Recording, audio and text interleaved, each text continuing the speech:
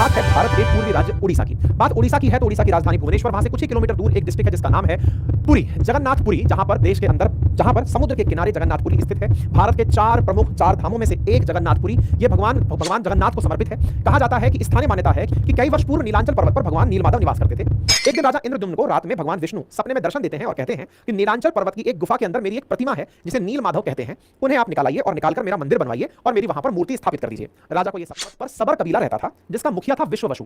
वो भगवान नीलमाधव का एक उपासक था और उसने इस मूर्ति को गुफा में छिपाकर रखा हुआ था कि बस मैं ही भक्ति करूंगा। नीलमाधव जी की भक्ति इसी मुखिया विश्ववसु के द्वारा की जाती थी, पूजा की जाती थी। राजा इंद्रद्युम्न अपने सेवक ब्राह्मण विद्यापति को मूर्ति लाने का कार्य सौंपते हैं कि आप जाइए नीलांचल पर्वत से नीलमाधव की मूर्ति लेकर आइए। लेकिन जब वो विश्ववसु के पास पहुंचते हैं तो वहां पर उन्हें जो प्रतिक्रियाएं दिखाई देती हैं, विद्यापति मुखिया विश्ववसु से मिलते हैं, उनकी पुत्री से विवाह करते हैं। कुछ दिन बाद विद्यापति अपने ससुर विश्ववसु से कहते हैं कि उन्हें भी नीलमाधव के दर्शन करने हैं। इस इच्छा के साथ विश्ववसु उन्हें पहले तो ले जाने में आनाकानी करते हैं, लेकिन बाद में बेटी की जिद के कारण विद्यापति को वहां ले जाते हैं। विद्यापति यहां पर अपने हाथ में सरसों के दाने लेकर जाते हैं। उन दानों को इसलिए ले जाकर जाया जाता है ताकि उस गुप्त स्थान को जहां पर भगवान की मूर्ति छुपाकर रखी है, वहां पर जाते समय दाने पटकेंगे, भविष्य में वहां पौधे उगाएंगे, तो उन्हें फॉलो करते करते भविष्य में उस मंदिर तक जाया जा सके। तो सरसों के दाने अपने साथ ले गए और रास्ते में सरसों के दाने गिराते चले गए। कहा जाता है कि विश्वपति के साथ में जब विद्यापति देखने जाते हैं तो वहां पर जाकर के विश्ववसु के साथ में वो जाते हैं तो वहां पर पूरा रास्ता समझ जाते हैं, समझ करके वहां से उस मूर्ति को चुराते हैं और चुराकर राजा को दे देते हैं। राजा इंद्रद्युम्न के पास नीलमाधव की मूर्ति आ जाती है। लेकिन इस बात से भक्त विश्ववसु बहुत दुखी होता है। इस दुख को देखकर भगवान भी दुखी होते हैं और कहते हैं कि यह प्रतिमा वापस यहां से उठकर नीलांचल पर्वत पर ही चली जाती है। ऐसी स्थिति में भगवान ने इंद्रद्युम्न को सपने में फिर से वादा किया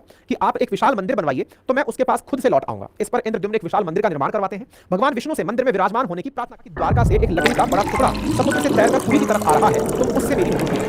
राजा के सेवकों ने टुकड़े को तो ढूंढ लिया पर ये सब उसे उठा नहीं पाए। तब राजा ने सबर कबीले के मुखिया नीलमाधव के अनन्य भक्त विश्ववसु को, जो कि नीलांचल पर्वत पर पूजा कर रहा था, उनसे प्रार्थना की कि आप आइए और इस भारी भरकम लकड़ी को उठाइए और उठा करके इससे मंदिर तक लेकर चलिए। विश्ववसु उस भारी भरकम लकड़ी को उठाते हैं, मंदिर तक लेके जाते हैं। अब यहां पर इंद्रद्युम्न उस लकड़ी के टुकड़े से प्रतिमा बनाने के लिए कई कुशल कारीगरों को इनवाइट करते हैं। कहते हैं कि कारीगर जैसे ही छैनी हथौड़ी लकड़ी पर प्रयोग करें वो लकड़ी पर काम ही काम। के पास खुद सृजन के देवता विश्वकर्मा एक बुजुर्ग व्यक्ति के रूप में पहुंचते हैं और कहते हैं कि भगवान नीलमाधव की मूर्ति बनाने की मैं इच्छा रखता हूं, लेकिन मेरी एक शर्त है। शर्त क्या है कि मैं बंद कमरे में इस मूर्ति का निर्माण करूंगा और 21 दिन तक एकांत में रहकर मूर्ति बनाऊंगा। अगर किसी ने भी बीच में मुझे टोक दिया, रोक दिया, तो यह कार्य अटक जाएगा। इस बात को राजा सहर्ष स्वीकार कर लेते हैं। भगवान विश्वकर्मा जो है वो उस कमरे में जाते हैं, बंद दरवाजे कर दिए जाते हैं। शुरुआती कुछ दिनों तक तो छैनी हथौड़ी की आवाजें आती हैं। छैनी हथौड़ी की आवाज से यह माना जाता है कि अंदर काम चल रहा है। लेकिन इसी बीच में राजा की रानी, जो रानी गुंडीचा है, वो राजा इंद्रद्युम्न की पत्नी थी और दरवाजे के कान के पास आवाज सुनने के लिए आई कि क्या वाकई में अंदर काम चल रहा है कि कहीं बुजुर्ग व्यक्ति को कोई दिक्कत हो गई है।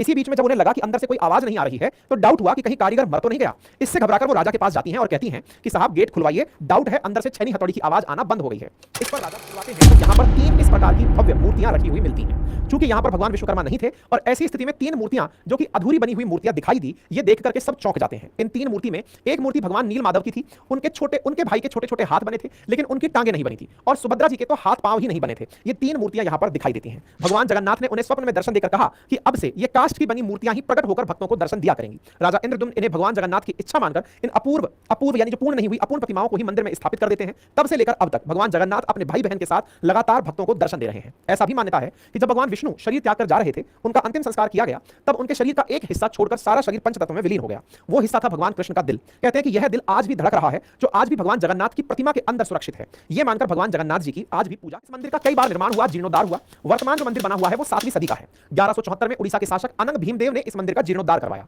मंदिर के 4 द्वार हैं, पहला सिंह द्वार, दूसरा अश्व द्वार, तीसरा व्याघ्र द्वार, चौथा हस्ती द्वार। मंदिर के चारों ओर 20 फीट ऊंची दीवार बनी हुई है।